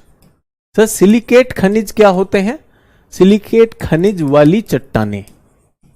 अब तो आप जानते हैं खनिजों से चट्टान बनती हैं, तो सिलिका जिसमें होता है, ऑक्सीजन होता है, सिलिकॉन डाइऑक्साइड, ये सिलिकेट होते हैं। इसमें एल्यूमिनियम भी होता है, हल्के पदार्थ होते हैं, ठीक है। तो ये सिलिकेट से बनी है, और इन चट्टानों में अक्सर किसका प्रभुत्व देखा जाता है? ग्रेनाइट का प्रभुत्व देखा जाता है, ग्रेनाइट चट्टान। तो ये किससे होती है? ग्रेनाइट से बनती है, ग्रेनाइट से बना हुआ होता है, हल्का होता है, ठीक है। रंजना जी ने कहा आप मेरा भी कमेंट नहीं देखते। रंजना जी राम राम, आपका भी देख लिया। चलिए आगे बढ़े। तो आप मेरे इस पर ध्यान दीजिए, कमेंट देख पा रहे नहीं देख पा रहे उसका क्या औचित्य है बच्चे, क्लास पे फोकस करिए। तो ग्रेनाइट हल्की चट्टानें होती हैं। तो अब हम सतह की बात करते हैं। तो पृथ्वी की जो सतह है, इसको अगर हम परपटी मान लें बच्चों, ये अगर परपटी है, ये परपटी है, तो ये किससे बनी हुई है? ग्रेनाइट से बनी हुई है, जो सिलिका और एल्यूमिनियम का बहुल होता है, ठीक है। लेकिन आप सब जानते हैं कि जब एक बार सतह बन जाती है, उस पर बाह्य कारक काम करने लगते हैं। तो यहां पर क्या होगा? ये जो चट्टानें हैं टूट जाएंगी और किस में बदल जाएंगी? अवसादों में बदल जाएंगी, ठीक है सभी लोग मेरे साथ? तो हम बात करें पर्पटी की, सभी लोग ध्यान दीजिएगा, हम पर्पटी की बात कर रहे हैं, हम पर्पटी की बात कर रहे हैं। तो हमने पाया पर्पटी कैसी होती है, नंबर 1 अवसादी चट्टान जो टूट गई, भुर गई। उसके बाद क्या है, नंबर 2, नंबर 2 किससे बना है, ग्रेनाइट, नंबर 2 ग्रेनाइट। ठीक है, और जैसे जैसे हम अंदर आते जाते हैं इसका घनत्व बढ़ता जाता है, और यहां पर हम देखते हैं सिलिका में एल्यूमिनियम थोड़ा कम होने लगता है और मैग्नीशियम बढ़ने लगता है। यहां आते आते तक ये सीमा हो जाता है। ठीक है, तो हम पाते हैं कि नंबर 3 में, नंबर 3 तक आते आते सागर के नीचे ये बसाल्ट की चट्टानों से बनती है। किसकी बात कर रहे हैं, भूपर्पटी की बात कर रहे हैं। भूपर्पटी का जो ऊपरी हिस्सा होता है, सतही हिस्सा होता है, वो किससे बनता है, अवसादों से बनता है। अवसाद जितने भी होते हैं ये महाद्वीपों पर ज्यादा होते हैं, महासागरीय जो हिस्सा है उसमें कम होते हैं। सभी लोग मेरे साथ?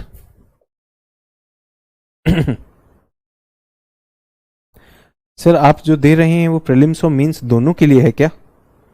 मोनिका जी थोड़ा सा प्रीवियस ईयर क्वेश्चन देख लीजिए, दोनों चीजों के लिए कवर हो रहा है। ठीक है, कुछ लोग ऐसे होंगे, अरे मैं तो प्रीलिम्स पढ़ने आया था, ये तो मेंस भी बता रहे हैं लगता है। सभी लोग मेरे साथ? तो भूपर्पटी का हमें क्या समझ में आया, भूपर्पटी मूलतः सिलिकेट से बनती है, हल्की होती है, सिलिका से बनती है। घनत्व में सबसे कम क्यों है, विभेदन याद है, सबसे हल्का ऊपर रहेगा, सबसे हल्का माल है। ठीक है, और ये किस तरह से होती है, ठोस होती है, ठोस होती है, सॉलिड रॉक होते हैं इसमें। और क्या होती है, ब्रिटल होती है, ब्रिटल मतलब भंगुर। इस पर अगर दबाव दिया जाए तो ये चटक जाएगी, जैसे ये पेन चटक जाएगा। ठीक है, यहां तक समझ में आया?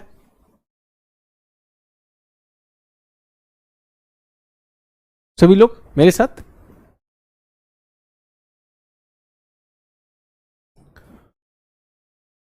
ये सागर है, तो सागर के नीचे कौन सी सीमा, महाद्वीपों पर सियाल, और बीच में थोड़ा सा एल्यूमिनियम कम होता है। जैसे जैसे मैं अंदर जाता जाऊंगा ये। अच्छा, इसके बाद बच्चों क्या शुरू हो जाएगा, इसके बाद मेंटल शुरू हो जाएगा, इसके बाद मेंटल शुरू हो जाएगा। लेकिन मेंटल का जो ऊपरी भाग है ना बच्चों, मेंटल का जो ऊपरी भाग है ये अभी ठोस ही है। कोई बताएगा क्यों ठोस है, कोई बताएगा क्यों ठोस है, अभी भी ठोस है मेंटल का, ठोस मेंटल, ठोस भाग। सर क्योंकि अभी तापमान कम है, जैसे जैसे अंदर जाऊंगा तापमान बढ़ेगा, बढ़ेगा कि नहीं बढ़ेगा, तापमान बढ़ेगा। ठीक है, तो अभी जो है, किसी ने कहा सर ये संक्रमण का क्षेत्र, नहीं बेटा, संक्रमण का क्षेत्र इसके बाद आएगा, इसके बाद आएगा जब एस्थीनोस्फीयर आएगा। यहां पर है ना एस्थीनोस्फीयर, दुर्बलता मंडल, वो आएगा।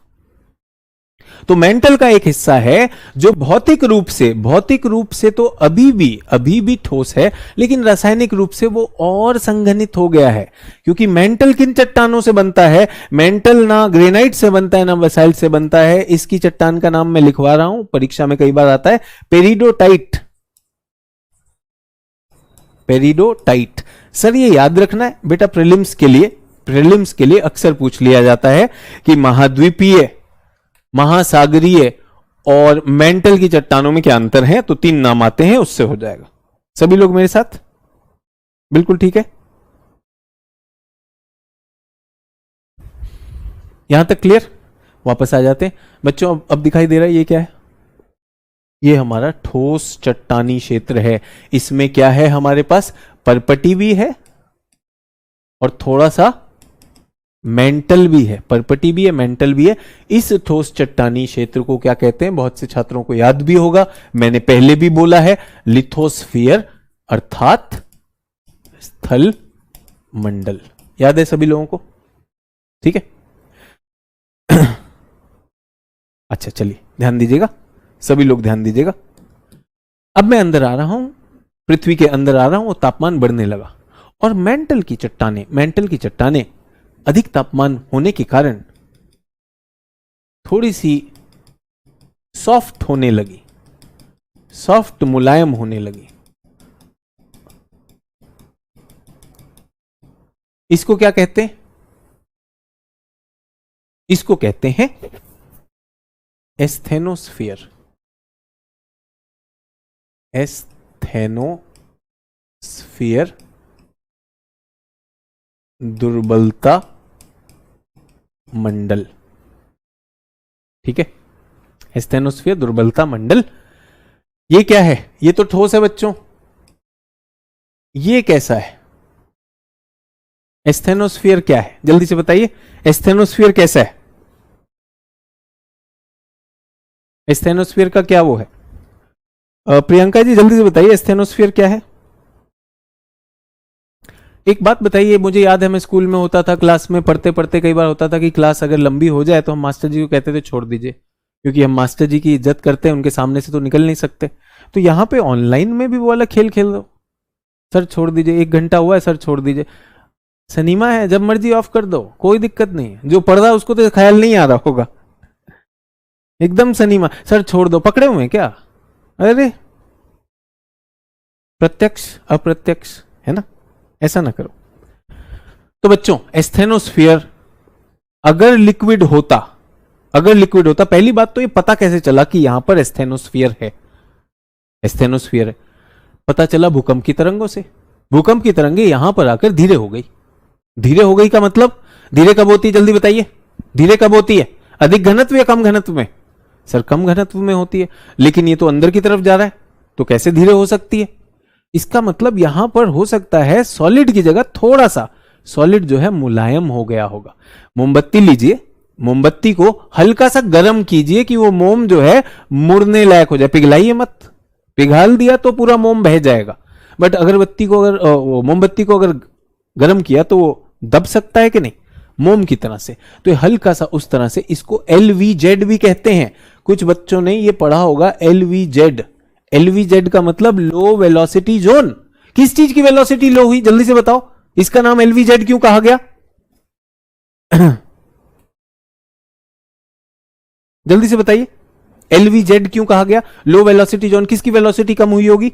किसकी वेलोसिटी कम हुई होगी? जल्दी से बताइए। बिल्कुल, किसी ने कहा सर ये क्ले जैसी मिट्टी है। बिल्कुल, क्ले ले लीजिए, जो शीशे पर जो पुट्टी लगाते ना, खिड़की में जब शीशा लगाते हैं पुट्टी से चिपकाते हैं, उस तरह का है। कौन सी वेव बच्चों? Seismic wave. बिल्कुल सीज्मिक वेव, सीज्मिक तरंगों से सब कुछ पता चल रहा है। आप लोग तो केवल ये जानकारी जानते थे, लेकिन किसने जुटाई ये जानकारी? सीज्मिक तरंगों से ये जानकारी पता चली।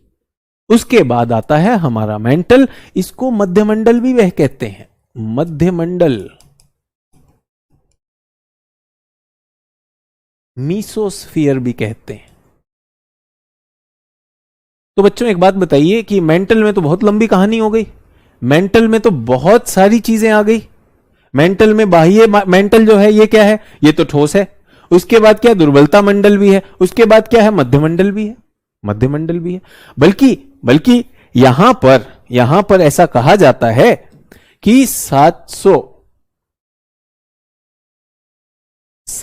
किलोमीटर की गहराई तक, 700 किलोमीटर की गहराई तक ये बाह्य मेंटल है, और 700 किलोमीटर की गहराई के अंदर ये आंतरिक मेंटल है। और जो बाह्य मेंटल होता है, बाह्य मेंटल में सतह से लेकर 100 किलोमीटर तक तो आपका स्थल मंडल है, और 100 से लेकर 400 किलोमीटर तक, 100 से लेकर 400 किलोमीटर तक क्या है? 300 किलोमीटर मोटाई वाला एस्थेनोस्फीयर है। जल्दी से बताइए कितने लोगों ने ये लिख लिया? सब लिख लिया, बना लिया, चित्र बना लिया? चित्र बना लीजिए तभी याद रहेगा, चित्र बना लीजिए तभी याद रहेगा। मैं हट जाता हूं, चित्र बनाइए। भौतिक भी हो गया, अब इसके अंदर का रासायनिक भी हो गया। और कौन इस पहेली को मदद कर रहा है हमें सुलझाने में? इस पहेली को सुलझाने में कौन हमारी मदद कर रहा है? इस पहेली को सुलझाने में हमारे भूगर्भ शास्त्री हमारी मदद कर रहे हैं। वो हमें बता रहे हैं कि किस तरह से तरंगों ने हमें ये बताया। सभी को समझ में आया? ठीक है। अच्छा, चट्टानें बदली, चट्टानें बदली। कहीं पर सियाल खत्म हुआ होगा और सीमा शुरू हुआ होगा कि नहीं बच्चों? सियाल खत्म और सीमा शुरू है या नहीं? तो मुझे बताइए, एक तरह की विसंगति आ गई कि नहीं? ऊपर एक तरह की चट्टानें थी, ग्रेनाइट थी, ग्रेनाइट खत्म हो रहे हैं, बसाल्ट शुरू हो रहा है, आ गई। तो इसको क्या कहा जाता है? डिसकंटिन्यूटी कहा जाता है। कहा जाता है कि नहीं बच्चों? किनकी? चट्टानों की डिसकंटिन्यूटी। पिछली चट्टानें जो आ रही थी, ग्रेनाइट खत्म हो गई, बसाल्ट शुरू हो गई, इसको क्या कहा जाएगा? असंबद्धता। असंबद्धता, डिसकंटिन्यूटी। श्रीमान कॉनराड ने निकाली थी, तो इसका नाम क्या है? Conrad discontinuity. सभी लोग मेरे साथ। तो हमारी परपटी ही दो तरह की है, हल्की परपटी और सापेक्षिक रूप से भारी परपटी, और उन दोनों के बीच में जो विभेदक रेखा होगी, वो उस रेखा का नाम क्या है?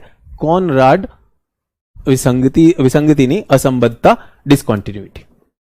सभी को समझ में? अच्छा, अगर ये है तो निश्चित रूप से यहां तो बिल्कुल बहुत बड़ी डिसकंटिन्यूटी है भाई। यहां तो बसाल्ट खत्म होता है, पेरिडोटाइट शुरू हो जाता है, होता है कि नहीं होता है? तो यानी परपटी और मेंटल में जो विसंगति होगी या असंबद्धता होगी, उसका भी कुछ नाम होगा। उसका नाम क्या बताया था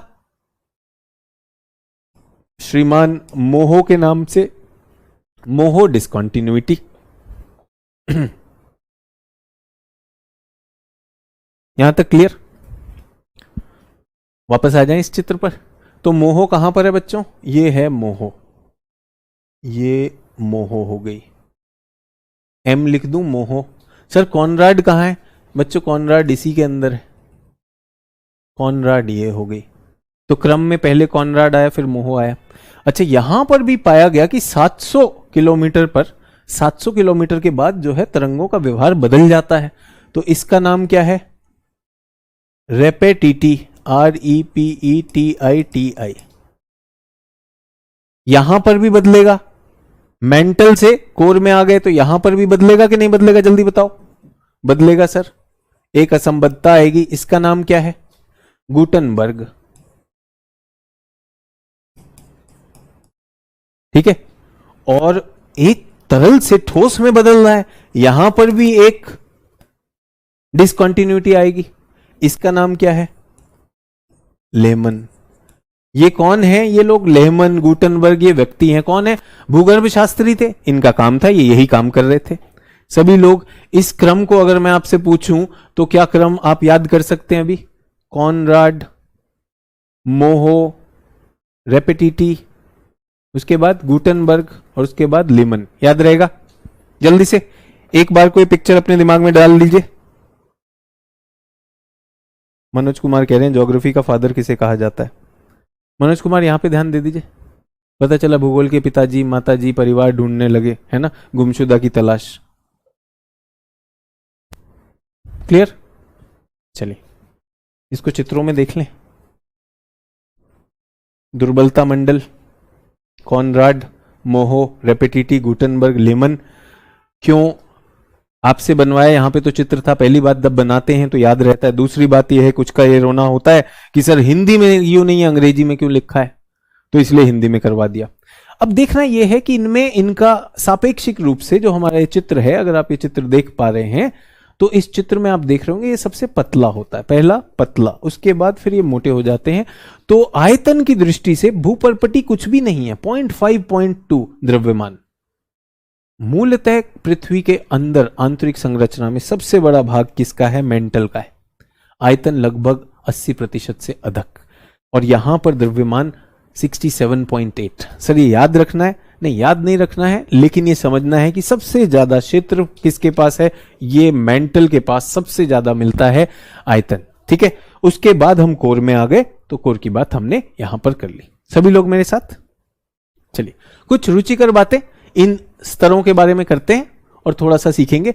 तो सभी लोगों को ये लाल रेखा दिखाई दे रही है, कॉनराड दिखाई दे रहा है। ऊपर का क्या है, ग्रेनाइट से बना है। नीचे वाला किससे बना है, बसाल्ट से बना है, तो कॉनराड हो गई। और ये मेंटल और कोर के बीच में मोह, थोड़ा बड़ा करके बताया है। हमारी एनसीईआरटी में लिखा है भूपर्पटी के जो हैं पदार्थ, भूपर्पटी के जो पदार्थ हैं वो पूछे गए हैं। तो ये जरूर याद रखना है कि ऑक्सीजन, सिलिका, एल्यूमिनियम ये मुख्य पदार्थ हैं, ये मुख्य पदार्थ हैं। कभी कभी पूछ लेता है कि पर्पटी में सबसे अधिक तत्व किसका है, तत्व की मात्रा में ऑक्सीजन सबसे अधिक, सिलिकॉन उसके बाद। सो सिलिकॉन ऑक्साइड, मैंने कहा था ना सिलिकेट, SiO2 रेत, तो सिलिकॉन ऑक्साइड सबसे ज्यादा होता है। और धातुओं में सबसे ज्यादा कौन सा पदार्थ है, एल्यूमिनियम सबसे ज्यादा है, याद रहेगा। असंबद्धता की हमने बात कर ली, भंगुर की बात कर ली, मोटाई में हमने देख लिया महाद्वीपों के नीचे ज्यादा मोटी है, दिखाई दे रही है, महाद्वीपों के नीचे ज्यादा मोटी है, महासागरों के नीचे पतली है, पतली है किंतु ज्यादा घनी है। प्लेट टेक्टोनिक्स में इस पर भी और बात करेंगे, ठीक है। यहां तक क्लियर। ऊपर तथा निचली भूपर्पटी में कॉनराड, असंबद्धता ये हम देख चुके। अब हम आते हैं मेंटल पर। मेंटल के भी हमने मेंटल भी हमने कर लिया। मेंटल में स्टेनोस्फीयर होता है, स्टेनोस्फीयर मेंटल का बाहरी हिस्सा लिथोस्फीयर होता है। ये हमारा मेंटल है, तो ये इसका ऊपर का हिस्सा सभी लोगों को दिखाई दे रहा है। मेंटल का बाहरी हिस्सा जो ठोस है, ये आउटर मेंटल है, बाह्य मेंटल।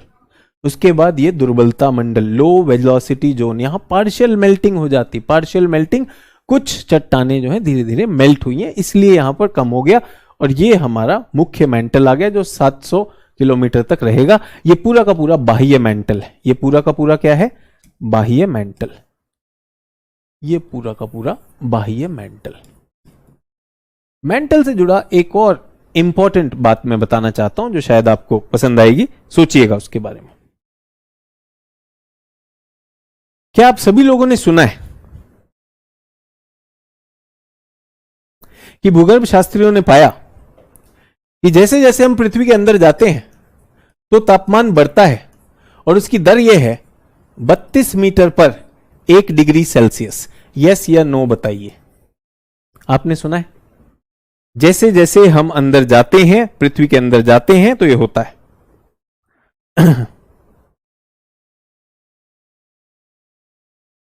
बिट्टू कुमारी जी क्लास पे फोकस करिए प्लीज। यस आ गया, बहुत अच्छी बात है। 32 मीटर पे 1 डिग्री सेल्सियस, यानी लगभग 100 मीटर पर कितना हुआ, 3 गुना 3 डिग्री सेल्सियस हो जाएगा कि नहीं? 32 पे अगर 1 है तो 100 पे 3 डिग्री सेल्सियस हो जाएगा। 1000 मीटर पर कितना हुआ, 1 किलोमीटर पर 30 डिग्री सेल्सियस हो जाएगा कि नहीं बच्चों? सो अगर मैं बाकी चिंता मत करिए, इधर उधर वाले बात करने वालों की बात मत सोचिए, आप अपना गणित देखिए। अगर 32 मीटर पर 1 डिग्री सेल्सियस बढ़ता है, अगर मैं 100 मीटर चला गया यानी 3 गुना गया गहरा तो 3 डिग्री सेल्सियस, और 1 किलोमीटर चला तो तापमान कितना बढ़ जाएगा, 30 डिग्री सेल्सियस। ठीक है, मैं इस समय पृथ्वी पर खड़ा हूं और पृथ्वी का यहां का तापमान मान लीजिए 35 डिग्री सेल्सियस। ठीक है, 1 किलोमीटर अंदर गया तो बच्चों कितना तापमान हो जाएगा अंदर, कौन बताएगा मुझे? तापमान कितना हो जाएगा?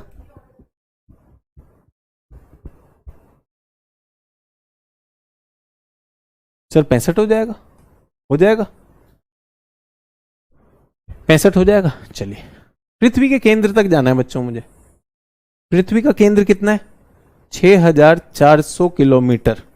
गलती से 7 लिख दिया था, 6400। इसको 30 से गुणा करिए तो कितना आएगा पृथ्वी के केंद्र में? बच्चों जल्दी बताइए, 30 से गुणा करेंगे तो लगभग कितना आएगा?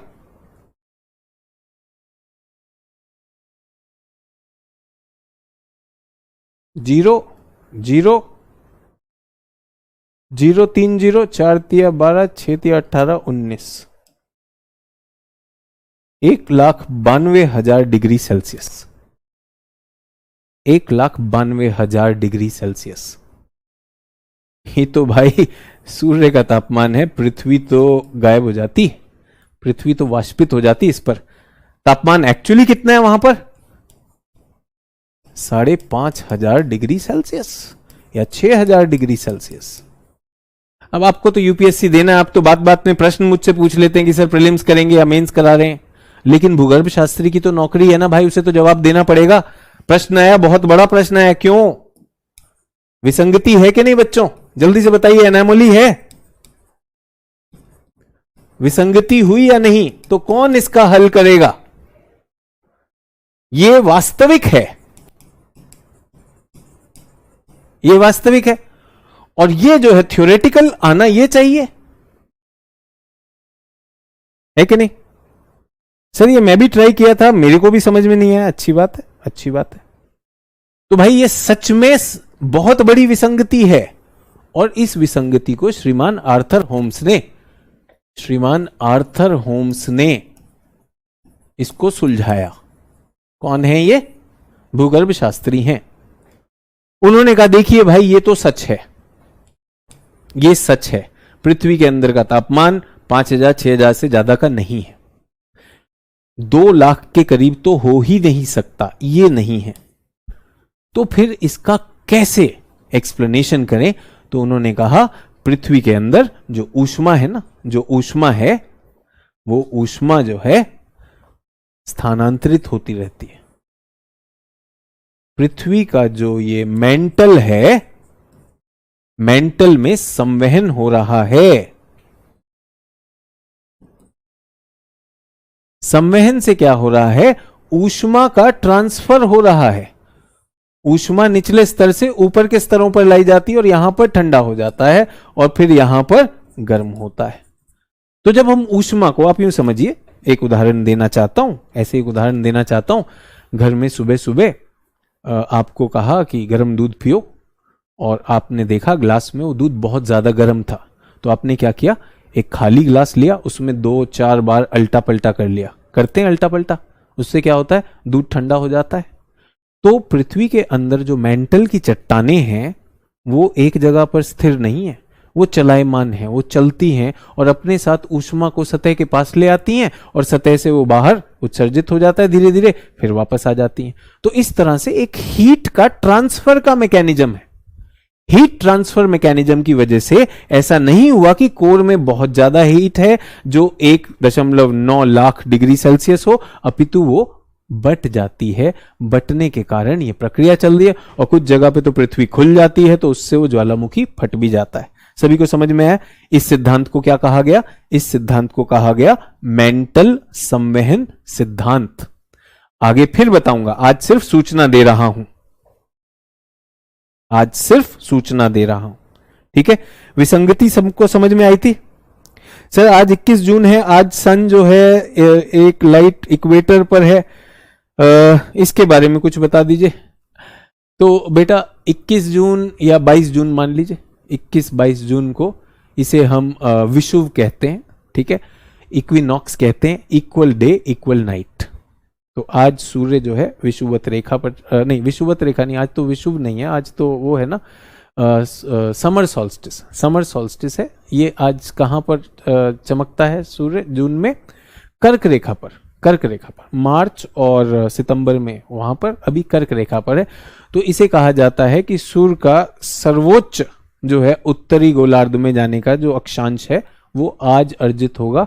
तो इसके बाद से सूर्य क्या हो जाएगा? सूर्य दक्षिणायन हो जाएगा। तो ये इसका महत्व होता है। समझ में आया?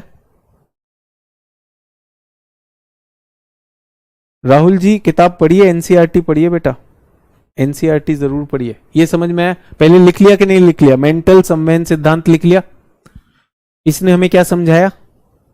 सर आज सबसे लंबा दिन होता, बिल्कुल। उत्तरी गोलार्ध में सबसे लंबा दिन होता है आज, दक्षिणी गोलार्ध में सबसे छोटा दिन हो जाएगा, ठीक है?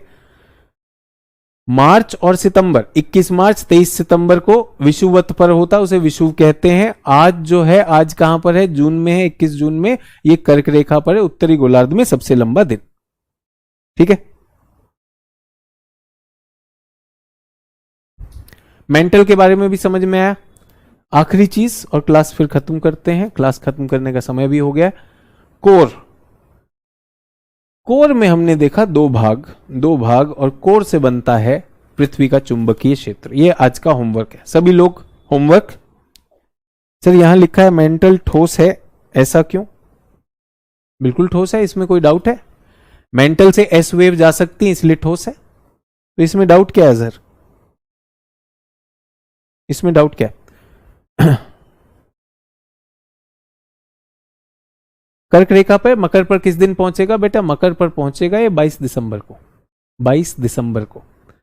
जून और दिसंबर, इसका मतलब आपने जो है प्रारंभिक एनसीईआरटी भी नहीं पढ़ी है बच्चे। ठीक है सभी लोग। तो आप सबको होमवर्क में दे रहा हूं कि पृथ्वी का कोर जो है ये अंदर का सॉलिड कोर है, ये आउटर लिक्विड कोर है। अंदर का सॉलिड है और ये बाहर का लिक्विड है। दो नेचर है, दो प्रकृति का है, सॉलिड और लिक्विड। इससे भूचुंबकत्व होता है। भूचुंबकत्व क्या होता है? तो सभी लोग अपने कमेंट में क्या लिखेंगे? भूचुंबकत्व का कारण क्या है, समझ के आएंगे।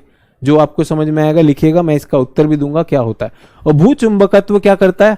हमें किस चीज से बचाता है? सौर पवन से बचाता है। तो कल इस पर चर्चा होगी कि सौर पवनें जो आ रही हैं, सूर्य की सतह पर आने वाले तूफानों से जो सौर पवन आ रही है, सौर पार्टिकल आ रहे हैं, कोरोनल इजेक्शन आ रहा है, इस सारे के सारे का कवच क्या है? हमारा मैग्नेटिक फील्ड। सौर पवन कैसे होती है? सूर्य की सतह पे तूफान ऐसे आते हैं बच्चों। ये सूर्य की सतह है, ये इस पे चुंबकीय तूफान आ रहा है और इससे आप देख रहे हैं ऊष्मा भी निकलेगी और ये पदार्थ भी निकल रहा है, ये मैटर निकल कर आ रहा है। और ये मैटर कहां पर आ रहा है? इस तरफ आ रहा है, पृथ्वी की तरफ। तो वहां पर धमाका होगा।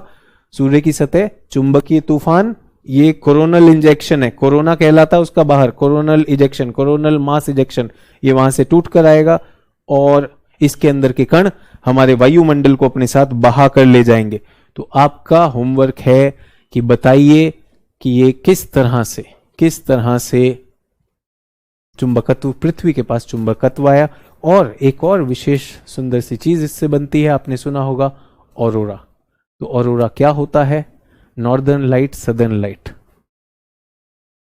ठीक है, ऑरोरा क्या होता है? Northern light, southern light. ध्रुवीय क्षेत्रों पर इस तरह का प्रकाश फैलता है, इसको ऑरोरा कहते हैं। ये आपका होमवर्क है। सभी लोग क्लियर? 5 मिनट है हमारे पास टेस्ट देने के लिए, जल्दी से टेस्ट देंगे। 5 मिनट, मैं सामने खड़ा हूं, इसका उत्तर दीजिए और क्लास खत्म। आपका होमवर्क है, जो लोग रिकॉर्डिंग में भी सुन रहे हैं उन्हें भी पृथ्वी के चुंबकत्व के बारे में पढ़ना है, बताना है कैसे होता है और ऑरोरा कैसे बनता है। कल इसी पर बात करेंगे। तब तक ये टेस्ट। 5 प्रश्न। किस भूकंपीय तरंग का छाया क्षेत्र विस्तार में ज्यादा बड़ा होता है? कौन सा क्षेत्र जहां कोई भी भूकंपीय तरंग अभिलेखित नहीं होती, दोनों प्रकार की तरंगों के लिए छाया क्षेत्र है? कौन सा shadow zone? Complete shadow zone है। अधिकेंद्र उद्गम केंद्र के ठीक ऊपर किस कोण पर होता है? और पृथ्वी की आंतरिक विसंगतियों को सतह से केंद्र के तक क्रम में लिखना है। आशा है आपने याद कर ली होंगी। भूपर्पटी और मेंटल के ऊपरी भाग को मिलाकर क्या कहते हैं? 5 बहुत सहज से प्रश्न है, आपके 5/5 आने चाहिए। अपनी कॉपी में लिखेंगे, यहां पे नहीं लिखना है, फिर मैं उत्तर दूंगा। और फिर मैं कहना चाहता हूं जो भी आज पढ़ा है वो प्रश्नों के थ्रू आपको समझ में, अच्छा ये तो मैंने पढ़ा था। जितना थोड़ा थोड़ा समझ रहे हैं उसको समझते जाइए, उसके बाद ही जुड़ेगा। साथ साथ में जो होमवर्क देता हूं जरूर करिए। प्रीलिम्स में यही स्टेटमेंट बनकर प्रश्न आ जाएंगे। चलिए, मुझे लगता है कि भूकंपीय तरंग का क्षेत्र एस वेव का ज्यादा होता है, एस तरंग का अधिक होता है। एस तरंग का कितना होता है? 105 से 105 होता है पूरा का पूरा। यहां से 105 से 105 ये पूरा का पूरा एस वेव होता है, इसका विस्तार क्षेत्र। तो पहला आशा है आपका सही हुआ होगा। कौन सा क्षेत्र जहां कोई भी भूकंपीय तरंग नहीं आती है? तो जो पी और एस दोनों का शैडो है, दोनों का छाया क्षेत्र, वो क्या था? 103 या 105, अलग अलग किताबें अलग अलग लिखती हैं, 145 डिग्री तक। अधिकेंद्र, ये भूकंप है, ये भूकंप का फोकस है। फोकस मतलब उद्गम, उद्गम से ये जाता है अधिकेंद्र, ये अधिकेंद्र है। अधिकेंद्र में एनसीईआरटी कहती कितना कोण होता है? 90 डिग्री का कोण होता है, ठीक ऊपर होता है, तो 90 डिग्री का कोण। पृथ्वी की आंतरिक विसंगतियों की हमने बात की, तो पहले हमने देखा कॉनराड आ गई, कॉनराड के बाद क्या आ गई, मोहो आ गई, मोहो के बाद आ गई रेपेटिटी आ गई, रेपेटिटी के बाद आ गई गुटनबर्ग, और गुटनबर्ग के बाद लेमन। ये मैं अभी क्रम आपको याद दिलाया था, आशा आपको याद हो। भू परपटी एवं मेंटल को मिलाकर हमारा बनता है स्थलमंडल या कि लिथोस्फीयर। सभी लोग मेरे साथ? आशा 5/5 आए होंगे। फिर से कह रहा हूं, जितने भी छात्रों को ऐसा लग रहा है कि सारा का सारा, जैसे देखिए विश्व भूगोल छोटे छोटे खंडों में बटा हुआ था कि ये दक्षिण एशिया हो गया या ये अमेरिका हो गया, लेकिन ये सारे सिद्धांत जुड़े हुए हैं। तो एक सिद्धांत से दूसरा आता है, पृथ्वी की आंतरिक संरचना पता चली, उसके बाद स्थलमंडल पे पहुंच गए, स्थलमंडल से फिर कल हम आगे बढ़ेंगे, पृथ्वी का भू चुंबकत्व को छांटते हुए आगे बढ़ेंगे और फिर देखेंगे पृथ्वी के स्थल में है क्या। फिर हम महाद्वीपों की बात करेंगे, तो महाद्वीपीय विस्थापन सिद्धांत पर कल चर्चा होगी और धीरे धीरे हम प्लेट विवर्तनिकी पर जाएंगे। तो सारी चीजें एक साथ मुट्ठी में लेने के चक्कर में जो हाथ में वो भी छूट जाएगा, जो छोटी छोटी चीजें कर रहे हैं उस पर हौसला बढ़ाइए। बहुत बहुत धन्यवाद। होमवर्क करिएगा भू चुंबकत्व पर और ऑरोरा पर। कल मिलूंगा। गुड नाइट, जय हिंद।